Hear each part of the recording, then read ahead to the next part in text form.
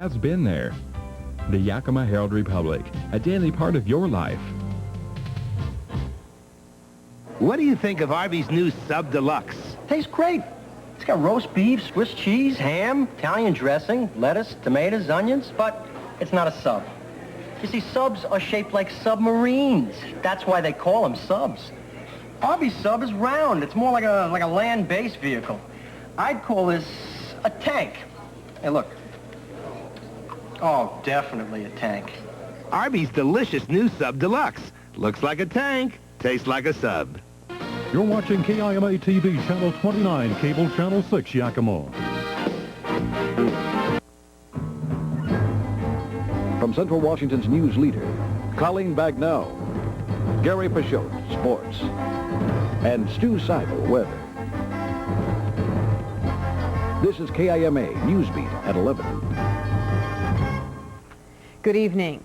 Some Selah High School students refused to attend their morning classes today. Instead, they staged a protest to help bring school administrators to the bargaining table. NewsBeat's Kelly Chanel was there. Up with student rights, break these chains! Up with student rights, break these chains! Up with student rights, break these chains! Up with student rights, break Close to 200 students marched out of Selah High School this morning in protest. I haven't seen this done in years! The demonstration was triggered by a controversy over the content of the school paper, the Calyx. School administrators recently ordered the paper cover primarily school events. Calyx staff members say this is censorship. But as the ranks swelled, so did the students' concerns. Students marched to the school administration building to demand an audience for all their grievances, which included the location of the graduation ceremony and the absence of special privileges for seniors. We have a right to say what we want, and we have something to say. What I'd like to suggest is that you have a group of people that can meet with Ms. McDaniel and talk about your concerns and handle it in that manner. While 11 students were chosen to meet inside with Principal Suzanne McDaniel, students outside staged a sit-in to draw attention to their concerns. They need to listen to the students. It's the student school, and the students should have their right and their say.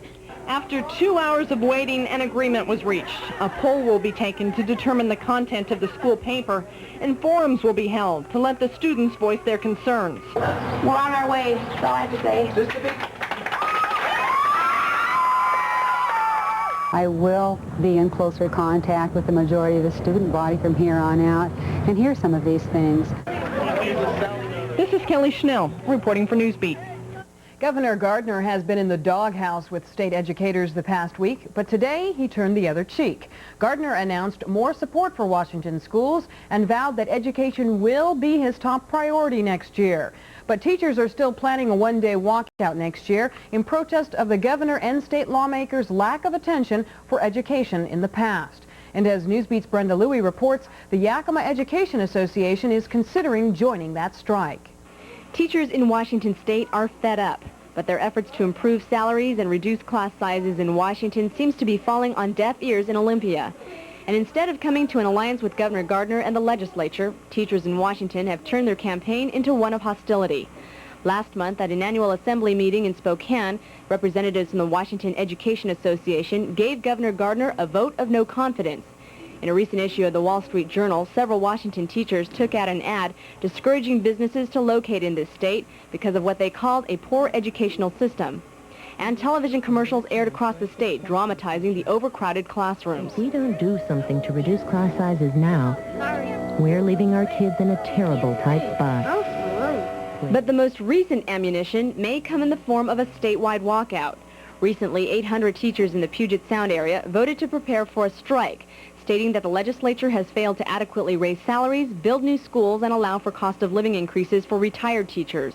YEA President Karen Nelson says a march to the state capitol may open the eyes of the legislature. It isn't just spending a day at home because you're mad about things. It's spending a day trying to get the legislature to do the job they were elected to do. Currently, Washington state ranks 4th among schools in the nation with the most crowded classrooms. Teacher salaries have also dropped below the state average of $26,000. Nelson says those figures are hardly an incentive to attract quality educators, and in the end, it will be the students who will suffer the consequences. I'm Brenda Louie for NewsBeat. NewsBeat has learned that a Utah-based commuter airline, SkyWest, is looking at the Yakima market. SkyWest currently serves the states of Idaho, Utah, California, Arizona, Nevada, and Colorado, and is a feeder carrier for Delta Airlines, which is a 20% owner of SkyWest. SkyWest's desire to expand and the pullout of U.S. Air prompted the current marketing study of the Yakima and Tri-Cities areas. Dee Hansen, Delta's district marketing manager, speculated that SkyWest might be interested in providing connecting service between Portland and/or the Tri-Cities to communities already served by Delta. Hansen says Delta is not interested in providing jet service in and out of Yakima, though. Delta, which merged with Western Airlines several months ago, has enjoyed growing success in the Tri-Cities, with boardings up 25% over a year ago. Exxon President William Stevens today defended the company's handling of the Alaskan oil spill. Stevens said there is little he would do differently if faced with the problem once again.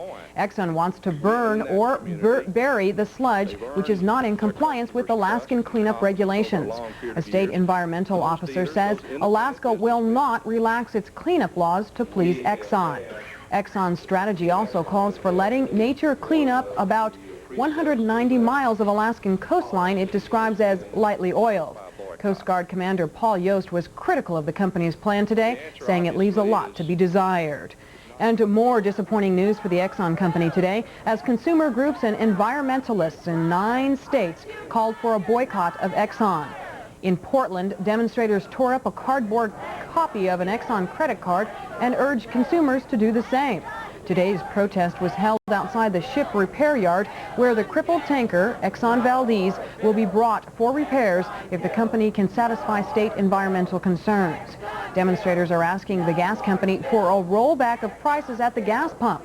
They accuse Exxon of profiting from the environmental disaster and saddling consumers with the cleanup costs.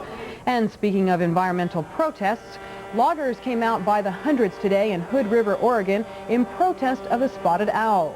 Loggers left their jobs behind for the day to join in the convoy of rigs traveling up the Columbia Gorge. Protesters say the spotted owl is the latest excuse by environmentalists to prevent the forest industry from logging the old timber. Loggers say the issue goes beyond environmental implications. It affects their job stability. The Yakima Fire Department wants the city to limit the use of fireworks this year to the 4th of July only. But as NewsBeat's Ken Crockett reports, city fathers were told today that public education could be a better way of dealing with the situation.